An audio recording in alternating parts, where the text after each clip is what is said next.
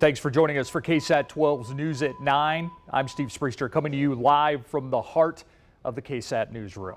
We begin tonight, though, with an update on the deadly COVID-19 outbreak at a local nursing home. We're going to take a closer look at the pandemic response in Comal County as well. And just as we do every Friday night, we are fact-checking some of the most popular but completely untrue claims of the past several days. But first, a look at the latest numbers. There are now 342 confirmed COVID-19 cases in Bexar County. Here's a look at how those numbers break down. 93 are travel related, 93 are cases of community spread, 81 have been hospitalized, 36 treated in the ICU, and 20 placed on ventilators. 47 people have made recoveries. The death toll stands at 9. It was just 3 weeks ago that the first case of COVID-19 was confirmed locally. This is a look at how the situation has progressed since March 13th. Just a week after that first case was reported, there were 29 confirmed positives. 6 days later, on March 26th, the cases entered triple digits for the first time. A week ago today, there were 120 cases. And again, today's confirmed numbers, more than 1.5 times that at 342. And as the numbers go up, as expected, local leaders are urging the public to continue to follow social distancing guidelines. Today, San Antonio Mayor Ron Nirenberg and Bexar County Judge Nelson Wolff issued supplemental executive orders. Among the changes, city and county parks will be closed on Easter weekend except for walking and biking trails. The city is requiring all golf courses and driving ranges to close. City officials also now allowed to revoke certificates of occupancy for businesses with repeat violations to the Stay Home Work Safe order. Also on that list of new orders issued by the city and county going forward, people who work in nursing homes or assisted living facilities will only be able to work at one of those facilities at a time. This news comes after we learned today that some of the staff members who worked at Southeast Nursing and Rehabilitation, the nursing home with the COVID-19 outbreak, also worked at other healthcare facilities in the city. 67 of the 84 residents living at Southeast Nursing and Rehabilitation have confirmed COVID-19 cases. 8 staff members also tested positive for COVID-19, including a practitioner who also worked at a Live Oak nursing facility. Both businesses operated by the same company. In all, staff members at Southeast may have recently worked at as many as 7 other nursing homes and hospitals in Bexar and Wilson counties. The important thing that we're going to do today is go triage those 7 facilities, see who is symptomatic. If they're symptomatic, we're going to either treat them, but they're going to get swabbed. And any worker there that may be symptomatic, and we hope they've stayed home, we will swab them also. At least one COVID-19 related death has been confirmed at Southeast Nursing and Rehabilitation. Tonight, the city of San Antonio also releasing a summary of calls they've received about violations to the Stay Home Work Safe order. In total, they've received more than 1,400 calls. They've issued 880 warnings and 11 citations. San Antonio Metro Health officially announcing changes to COVID-19 testing requirements. We first reported those changes were coming last night. Well, they were made official today. The city says anyone with symptoms can get tested. This comes after San Antonio received more testing supplies. Metro Health says residents can still use the screening tool on the city's website to provide them guidance on how to schedule an appointment, but a physician's note is no longer required. This news will be a welcome change to many, including a San Antonio woman who's been experiencing COVID-like symptoms but tested negative for the flu. She has been trying to get tested for COVID-19, but has been having a hard time. What I assumed I had in the beginning was the flu, but so far that was negative. So I'm just praying that it's not anything worse. Some of the symptoms of the virus include a fever, cough, and shortness of breath. And taking a look at COVID-19 in our surrounding counties, Bandera County continues to report 0 cases tonight. Guadalupe County stayed at 20 cases, but some of the other counties saw an increase since yesterday.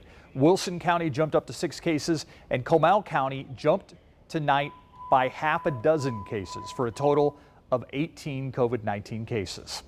And new tonight, Comal County has enacted a stay home, work safe order that goes into effect tomorrow morning. It will last through April 30th unless it's extended.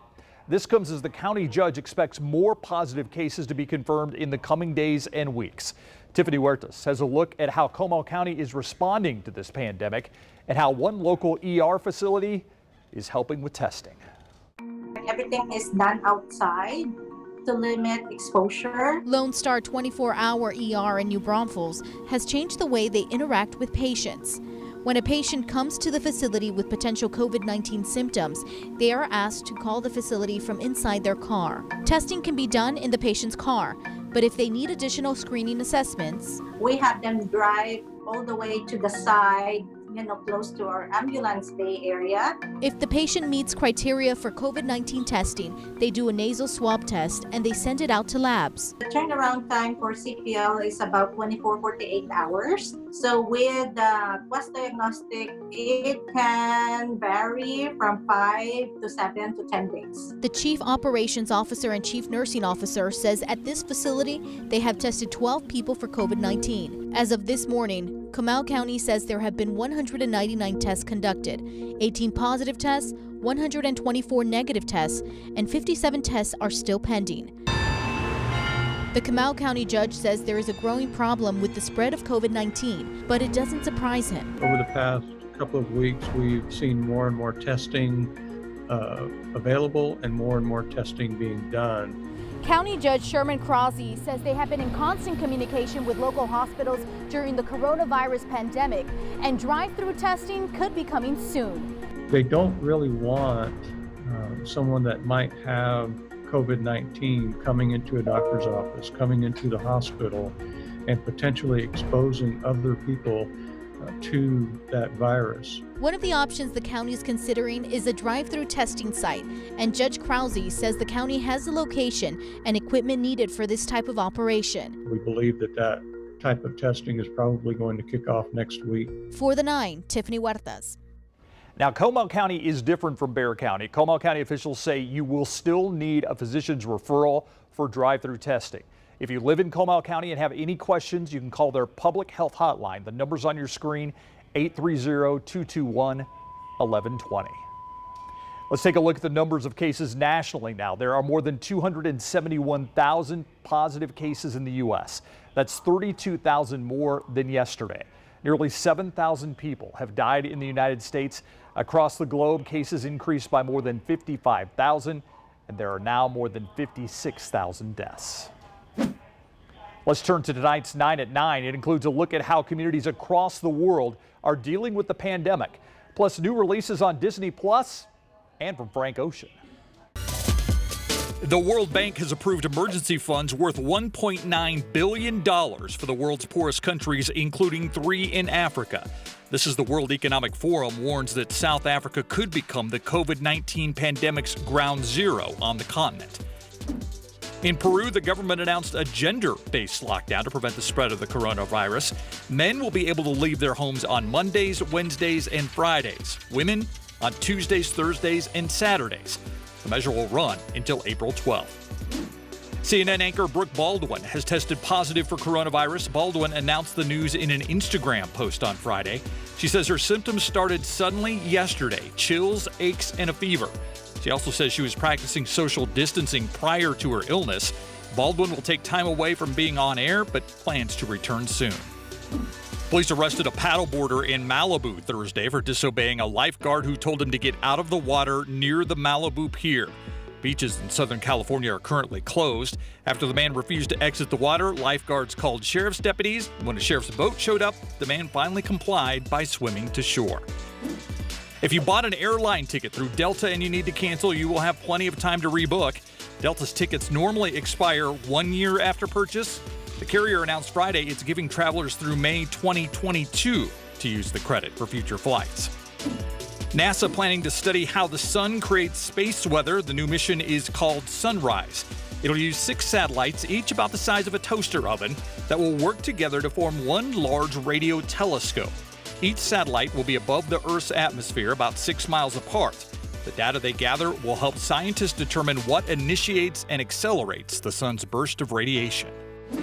Disney has released 2 new nature films on its streaming platform. Elephant, narrated by Meghan Markle. It follows a mother and her young son as they journey through an African desert. Dolphin Reef also debuted today. Academy Award-winning actress Natalie Portman narrates that story. 2 new songs from Frank Ocean dropped today. He hasn't released an album since 2016.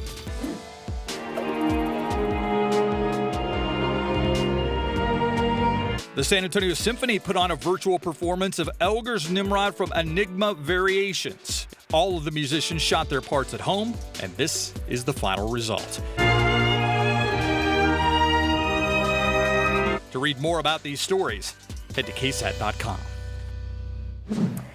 Well, hello. You may have noticed for the past couple of weeks, meteorologist Sarah Spivey and I have been doing our forecast for the news at 9 from home. So I'm happy to be here on the set today, keeping my safe distance from Steve Spriester. But came in today because we had some showers and storms around and a cold front move through. That's what sparked that rain today. And that sets us up for a great weekend to continue your binge watching. I know you've probably done a lot of that already, but really nice weather to just stay indoors, stay put, stay cozy this weekend.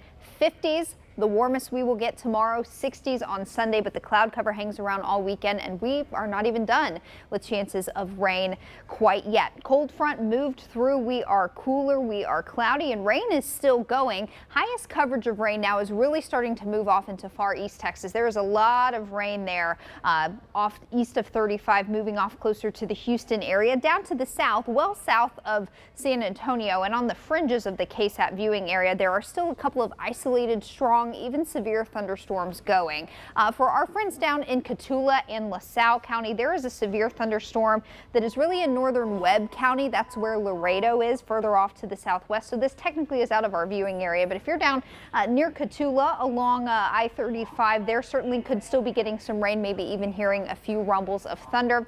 South of Bexar County, we do have another little thunderstorm cell here, and these cells over the past couple of hours, they've been pulsing up, becoming pretty strong, producing some hail, but then falling apart pretty quickly. And it does look like this thunderstorm cell just off to the east of Pearsall, moving into Atascosa County, is starting to pulse up, so some hail around the size of Nichols will be possible there. It looks like just north of Charlotte, but if you're in Charlotte, you may be getting some hail here probably within the next 15-20 minutes or so. And we'll keep an eye on that thunderstorm cell for you. Farther to the north into Bexar County, Von Ormy, over to Elmendorf, up into the heart of downtown. We've got really some light to moderate rainfall that continues to move through, but this looks like the last of it. Once this moves through, things will be pretty much rain-free for the rest of the night. A little bit of light rain will be possible as we get into the overnight hours. 12-hour estimated rainfall really here in and around the heart of San Antonio and up near the airport, not a whole lot, maybe just 1/10 of an inch of rain.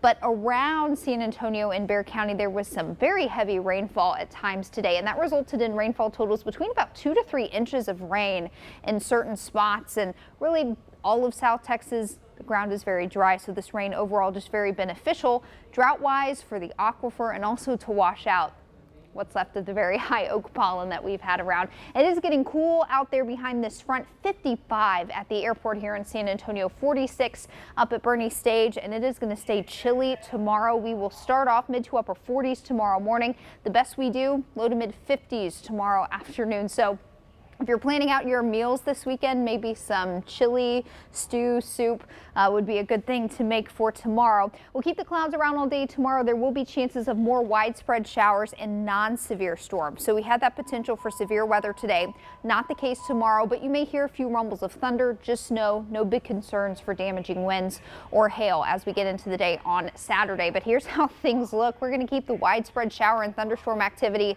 around all day. I do think it will be busiest on radar late morning into late afternoon, with things kind of tapering off late tomorrow evening, kind of similar to what we're seeing out there now. But even as we get into Sunday, rain chances don't completely go away. There won't be as much rain out there Sunday, but still a chance for some shower activity to close out the weekend on Palm Sunday. Next week, we warm back up really quickly, back into the upper 80s, even near 90 by the middle of next week. But chances of rain in the forecast pretty much each day as our weather pattern remains fairly unsettled. But the rain we've seen today, the rain we see tomorrow is going to be probably our highest coverage of rain over the next week or so. It's good to see you actually in the studio. I know. Even though we're social distancing, it's still good to see you. Yes, good to see you too. Do you like doing the weather here as opposed to home? I like both, but there's something about just being here in the station with my colleagues and everything like that. That's what we enjoy most, but we're trying to adapt as much as we can. I have been enjoying watching you trying to get your cat to parkour with minnows and whatever. That presents its own challenges. Yeah. We'll be right back.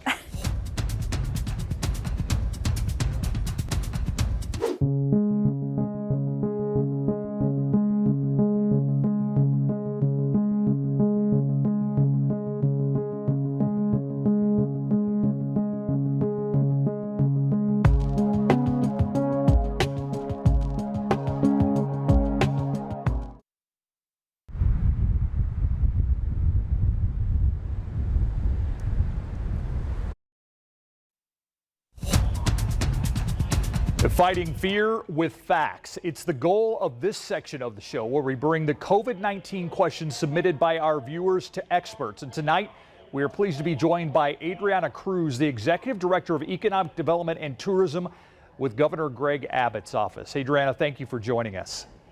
Thank you. Thank you for having me. One of the questions that we've been getting from our viewers is what industries have been hit the hardest in the state of Texas? Well, looking at the Texas Workforce Commission unemployment data and the number of claims that are being filed, definitely the food preparation and serving sector, so restaurants, the hospitality industry is being very severely hit. So that's what we're seeing right now. How about in San Antonio? How hard do you think this whole thing is going to hit the city of San Antonio? A city built largely on tourism. Well, tourism is absolutely extremely important to the state of Texas and to the city of San Antonio. It's a very significant industry for the state and for the city. 2019 was a banner year for tourism in Texas. We had $164 billion in economic impact due to tourism, 73 million travelers. The U.S. Travel Association is estimating that those numbers are going to drop by about 30%. And so the freeze on travel has affected all communities, big and small. But those that are very dependent and reliant on tourism will be hit harder than others. Next question is work already being done on recovery efforts? Well, we are working at the governor's office. We're working with our community partners. We're working with the Small Business Administration, with the Texas Workforce Commission right now to try to get as much information in the hands of small business owners as possible. They're in a critical state right now, and we're trying to help them as much as we can. The governor's focus and Governor Abbott's focus has been on the health and safety of Texans. At the Economic Development and Tourism Office, we have been looking at how can we help our small businesses to make it through this, and then we'll focus efforts on recovery after that. Any estimates on how long recovery will take, whether it's with the city of San Antonio or the state of Texas? That's really hard to say right now. Right now, the focus is on getting information in the hands of small business owners so that they're aware of the resources that are available to them at this time. This is unprecedented. We've not seen a situation like this. Now, Texans know how to deal with challenge, and we have overcome many natural disasters. This is something that is very critical right now. We're all working together, and we're trying to help our communities and our small businesses as much as possible. You know, you and I talked earlier about the webinars that you're having, trying to get the word out there, particularly to small businesses. So what is your message to them? What resources do small business owners have during this time? That's another question that we got online. Sure. So this is a very fluid time. There are a lot of programs that are coming available, some that launched just today. As I mentioned to you earlier, we have been participating in webinars with the Texas Workforce Commission.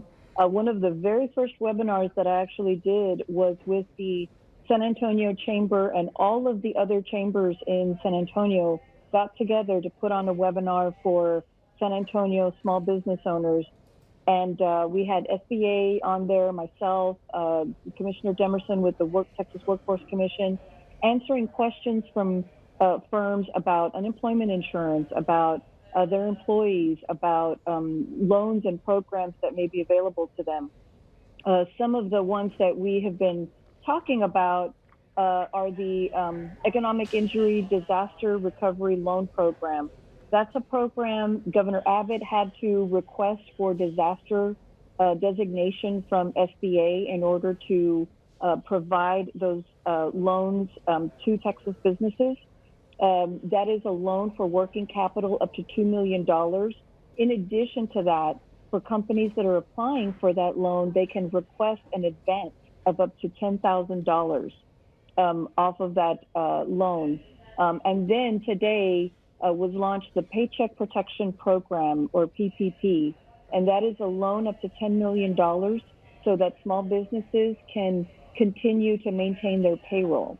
So those are just a few of the programs that have come out through the CARES Act, and we're trying to just educate our small businesses so that they're aware of what programs are out there.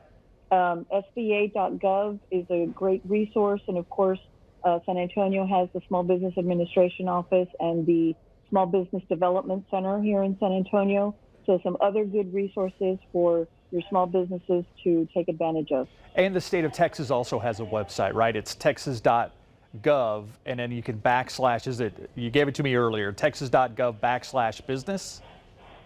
Well, so it's the governor's office's Yes. Economic Development and Tourism website. We're gathering a lot of these resources and frequently asked questions for Texas businesses and putting them together on our website. It's gov.texas.gov/business. And there's a link there for coronavirus information. We have a page dedicated to COVID-19 information and resources for Texas companies. Texas businesses can also sign up and subscribe for an email.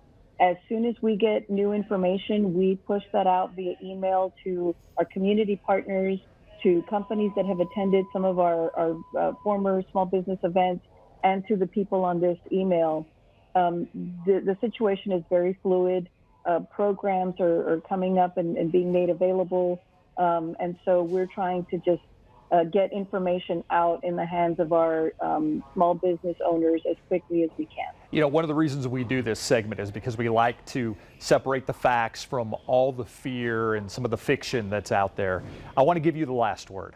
What would you say to our viewers tonight? What's the message that you hope resonates with them?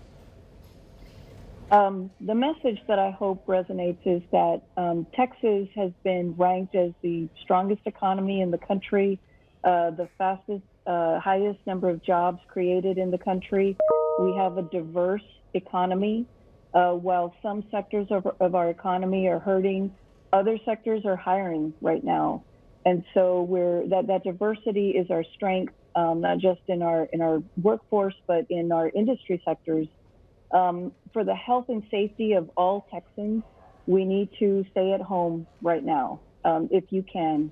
And once we are able to get out and we are able to travel, we're hoping that our Texans go and visit our small businesses that had to shut down their local restaurants, their local sites, visit our tourism destinations, and plan those trips for the future day when we can get out and we can start traveling again. But also know that our people are resilient, our people are strong. Texans know how to come together and get through challenges, and we are going to get through this together, and our economy will be the top in the country again. Adriana Cruz, Executive Director for Economic Development and Tourism with Governor Abbott's office. Thank you so much for joining us. Thank you. Thank you very much for having me. We'll be right back.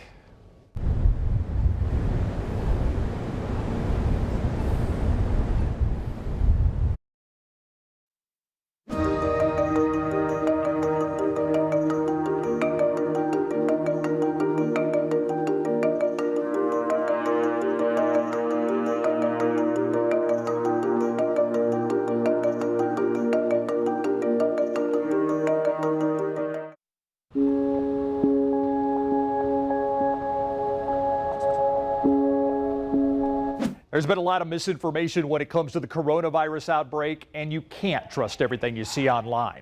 That's why the Associated Press has been fact-checking some of the most popular but completely untrue claims surrounding the pandemic for the past several weeks. Let's take a look at this week's fact check. Here is our first claim tonight. Drinking alcoholic beverages can prevent COVID-19. Some of us might wish that was true, but it's false. A Facebook post showing what looked like a memo from a Kansas City hospital falsely stated vodka could be used for drinking, cleaning, and sanitizing. The hospital actually suggests practicing good hygiene and washing hands for at least 20 seconds, as CDC guidelines recommend. All right, here's our next claim. A pea-sized amount of antibiotic ointment inside your nose will kill any infectious germs when you breathe and will kill COVID-19 before it gets to your lungs. Not true. The false recommendation came from another social media post circulating online. Health experts actually say it can be used for patients who have bacterial infections. It's an antibiotic, not an antiviral, and will not work against viruses. And now our last claim tonight. A California union found a stockpile of 39 million N95 masks. 3 days after Attorney General William Barr announced prosecution for hoarders of personal protective equipment. This is false. Attorney General Barr announced his agency was investigating and would prosecute people who were hoarding or price gouging medical supplies.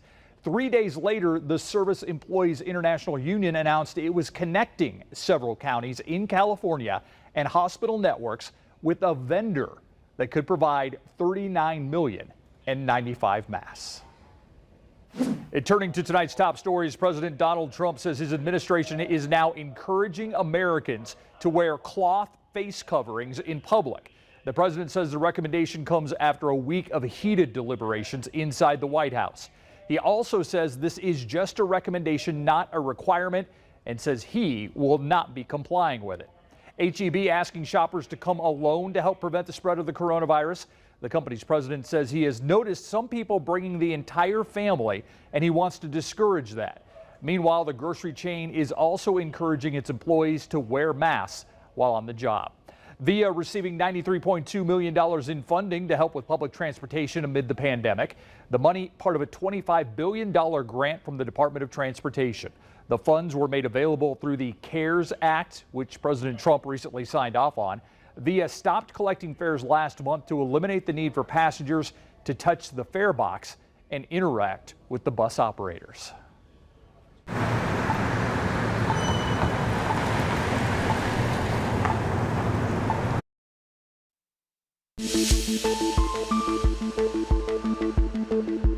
We've come to the end of another work week, and while we are dealing with the coronavirus pandemic, there have been a lot of people helping one another in our community and taking time to honor those who are struggling with the virus.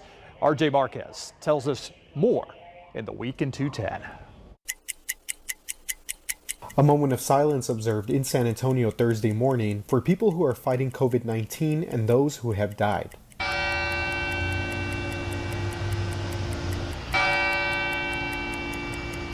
The bells at San Fernando Cathedral rang for a full minute. The pandemic has affected hundreds of people in and around Bexar County.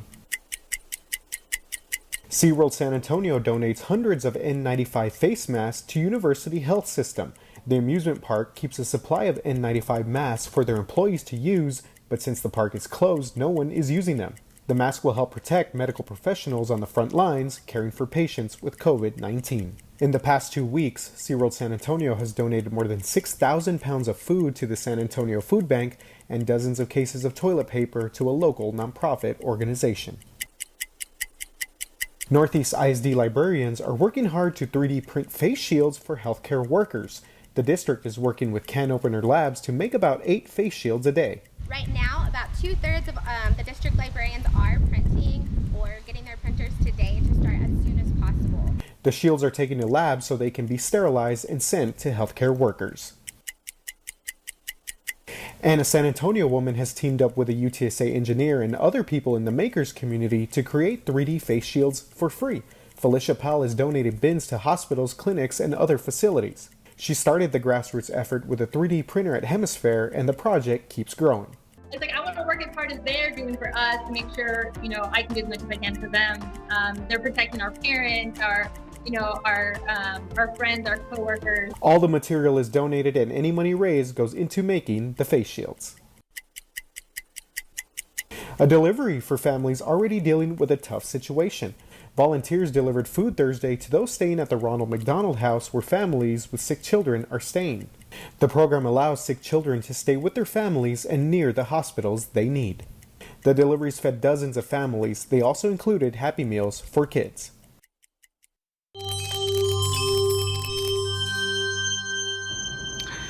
What's up, guys? It's RJ. Time to check out some stories that are trending on KSAT.com as we get set for the weekend. And if your weekend included possibly buying baby chicks, well, good luck, because they seem pretty impossible to find all over the San Antonio area.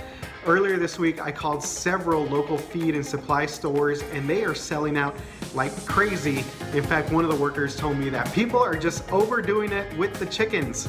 So of course this has to do with some of the egg shortages that we've seen, but it's interesting to note that a lot of these workers and the general managers there say that it'll take up to 6 months, more than 6 months possibly, for these chicks to even lay eggs, and they really believe that by that time we should be okay. Hopefully by that time we're okay and we have kind of gotten past this. But if you want more information on this live chick buying craze that's going on in San Antonio right now, head over to our website. All right, moving on here, and next story is not a huge surprise. A lot of stuff has been pushed back. Olympics, major huge events have been pushed back to next year. Well, now that includes most of Disney's movies that were set to premiere this summer. They have all been pushed back to either the fall or sometime next year. That includes Black Widow, which was supposed to basically start the season for Disney. That has been pushed back to November 6th. So that's a shame there. The only movie that Disney is still planning to release during the summer is Mulan, because they've already premiered that in a few other places. But other than that, a lot of movies being pushed back. You can find the full list of that on our website. That includes Jungle Cruise. Man, such a shame. It's not like The Rock is in anything nowadays. We're just gonna have to wait to see him take on a giant hippo or something. Wait till that next year. All right, last story of our trending segment. This is pretty cool. So obviously restaurants have adapted to this coronavirus pandemic that we're in. Mi Tierra has opened up a pop-up shop. So Mi Tierra, that's right, they are the iconic San Antonio restaurant chain. They've opened up a pop-up shop, and they're not only selling food, they're selling all sort of household items. That includes toilet paper, toilet paper, paper towels, sanitizers, waters, all sorts of different things. What's kind of cool about this pop-up shop, which is out at the Rim, is that they're also grilling out there. So you can pick up some meats, some fajitas, some chicken if you want, and also pick up some of these items. And they're also selling margaritas to go, margaritas by the gallons, palomas, and michelada packs. So basically that's your entire weekend right there. If you want more information on this pop-up shop, head over to our website, and you guys stay safe, healthy this weekend, and take a moment to kind of take a breather and relax. And I will see you guys again next week. Have a good one. Bye.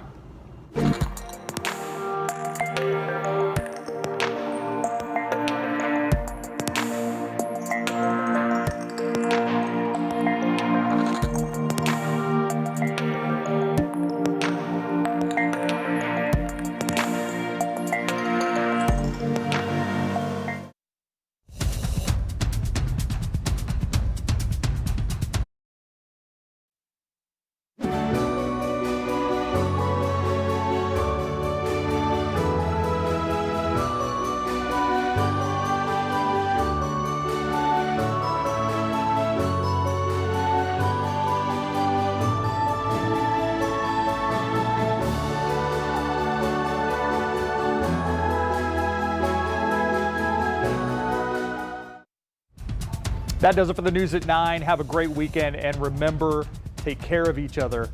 We're in this together.